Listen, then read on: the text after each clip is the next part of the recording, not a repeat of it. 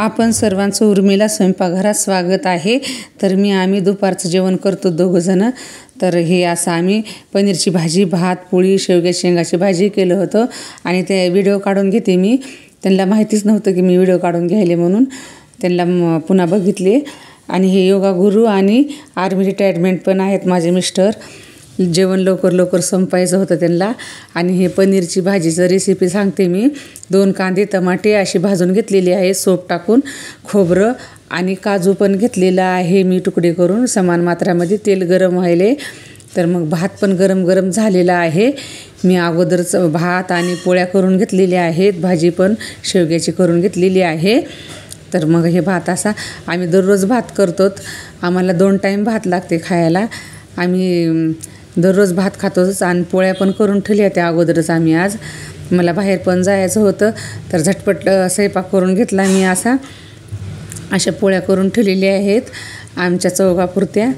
आणि एक म्हणजे पनीर पण असं चिरून ठेवलेलं आहे मी, स्वच्छ धुवून घेतला होता अगोदर पाकिटमधून काढल्यावर। आणि मग हे तेल गरम झालेलं आहे, ह्याच्यामध्ये टाकून देते मी। फक्त हे पाव किलोच आहे, हे पनीर बनवणार आहे मी। पाव किलो पनीरचीच रेसिपी आहे सगळी मी बनवलेली।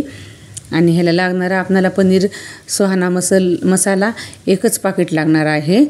तर हे असं गोल्डन कलरपर्यंत चांगलं पनीर तळून घ्यायचं आणि प्लेटमध्ये पुन्हा आपल्याला काढून घ्यायचं आहे। आणि हे कांदा आणि हे जे आहे ना टमाटर हे भाजून घेतलेलं आहे ते मी मिक्सरमध्ये टाकून घेते। आणि ह्याच्यामध्ये सोप पण थोडीशी टाकून भाजली होती लगेच ह्याच्यामध्ये। आणि हे मिक्सरमध्ये टाकून घेतलेलं आहे मी असं। आणि पनीर पण चांगलं आपलं हे तळलेलं आहे गोल्डन कलरपर्यंत चांगलं। आणि हे प्लेटमध्ये काढून घेते मी अशी। आणि मग ह्याच्यामध्ये आपल्याला हे काढून घेतल्यावर ते पनीरमध्ये पाणी पण टाकायचं आहे, आपलं पनीर सॉफ्ट होईल पाणी टाकल्याने आणि तेल पण सोडून जाईल, त्याचं नरम होणार।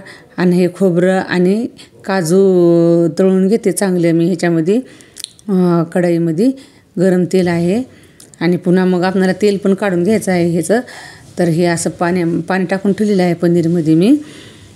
आता मग हे पाणी टाकून आता हे असं तेल सोडायले ना, आता हे तेल सोडणार। आणि मग हे भाजून पण घेतलेलं आहे मी खोबरं आणि काजू। आता हे लसण, अद्रक, कोथिंबीर हे पण तयारी करून घेतलेली आहे। आणि हे भाजलेलं आहे, आता काढून घेतले मी प्लेटमध्ये असं। आणि हे पनीर जे आहे ना ह्याचं तेल सुटलेलं आहे सगळं आणि नरम पण झालेलं आहे पनीर। तेल आपल्याला लागणारं भाजीला घेतलेलं आहे आणि बाकीचं काढून घेतलेलं तेल आहे मी दुसऱ्या भांड्यात।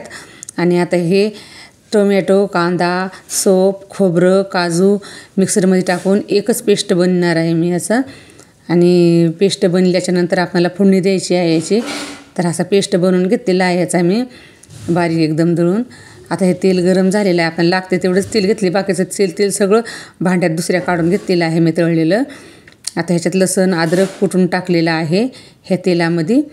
आता हे चांगलाच खरपूस भाजू द्यायचं आहे लसण। भाजल्याच्यानंतर आपल्याला लागणारा मसाला टाकायचा आहे आपल्याला ह्याच्यामध्ये। हळद, मीठ आणि चटणी टाकायची आहे भाजल्याच्यानंतर। हे मी 1.5 चमचा चटणी, अर्धा चमचा हळद, अर्धा चमचा मीठ घेतलं होतं चवीप्रमाण। आणि ते पनीर मसाला घेतला होता मी, सुहाना मसाला आहे हे, बटर पण असते त्या मसाल्यामध्ये। आणि हे एवढं घेतलं होतं। मीठ कमी थोडं घ्यायचं, का तर सुहाना मसाल्यामध्ये मीठ असते त्यामुळे मीठ बरोबरच घ्यायचं आपल्याला चवीप्रमाणे। आणि मग हे टाकून घेतलं मी। आणि त्याच्यामध्ये हे पेस्ट पण टाकून घ्यायचं टमाट्याचं, कांद्याचं, ते सगळं काजू, खोबरं ते एका ठिकाणी दळलेलं होतं ते सगळं पेस्ट टाकून चांगलं ग्रेव्ही आपल्याला एका ठिकाणी एकजीव करून घ्यायचा आहे ह्या मसाल्याचा सगळा असा। आणि मग हे सगळं भाजल्याच्यानंतर आपल्याला सुहाना पनीर मसाला टाकायचा आहे। तर अगोदर टाकला तर हे मसाला करपू शकते, त्यामुळं पुन्हा टाकायचा आहे वल्यामध्येच असा। हे टाकून चांगलं आणखीन भाजून घ्यायचं आहे अर्धा भाजल्याच्यानंतर।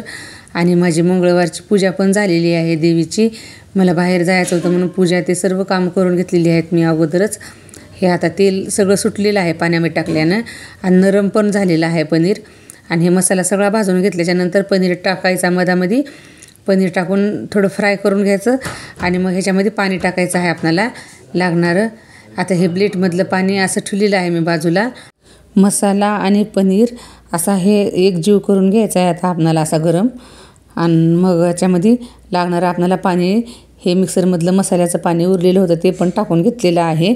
आणि आपल्याला साधं पण पाणी टाकायचं आहे आपल्याला ह्याच्यामध्ये असं फ्राय करून घ्यायचं थोडंसं पाणी टाकून अगोदर, ताकी मसाला आणि पनीर एक जीव होईल त्यामुळं.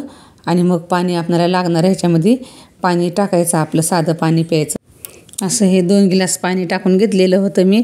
भातासोबत पण भाजी खाता येईल म्हणून थोडी ओलसर भाजी केली होती मी.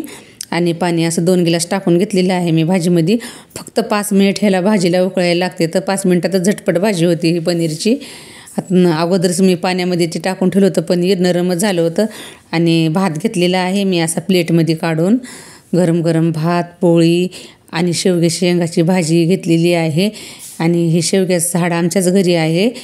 ताज्या ताज्या शेंगा येतात, दररोज आम्ही भाजी करून खातो दिवसातून एकदा तरी. आणि हे पनीरची भाजी अशी प्लेटमध्ये काढून घेतलेली आहे मी. आणि पनीरच्या भाजीसोबत तुम्हाला एक महत्त्वाचं सांगते, म्हणजे की लिंबू नाही खायचं. तर हे दुधाचं असते ना, दुधापासूनच बनलेलं, तर ते सोबत लिंबू नाही खायचं. तर अशीच भाजी खायची. ह्यासोबत कांदा पण खाऊ शकतो आपण कच्चा भाजीसोबत. आणि कोथिंबीर टाकून मी थोडी सजावट करून घेतलेली आहे मी भाजीवर ह्या. आणि कढीपत्ता नव्हता माझ्याकडे, मी आज कढीपत्ता टाकलेला नाही. मी प्रत्येक भाजीमध्ये कढीपत्ता टाकते, पण ह्या भाजीमध्ये कढीपत्ता टाकला नाही मी. लिंबू अजिबात खायचं नाही या भाजीसोबत. आणि हे असं प्लेट लावून घेतले मग मी जेवण्यासाठी. दुपारची वेळ झालेली आहे जेवायची माझी. आणि भाजी पण शिजलेली आहे. गॅस बंद करून घेते, फक्त 5च मिनिटात भाजी शिजते ही. तर मग अशी भाजी शिजलेली आहे. आता ही भाजी आता झाकून ठेवणार आहे मी आणि जेवण करणार आहे. पनीरच्या भाजीची रेसिपी कशी वाटली ते नक्की कमेंट्स करून सांगा. आणि लाईक सबस्क्राईब करायला विसरू नका.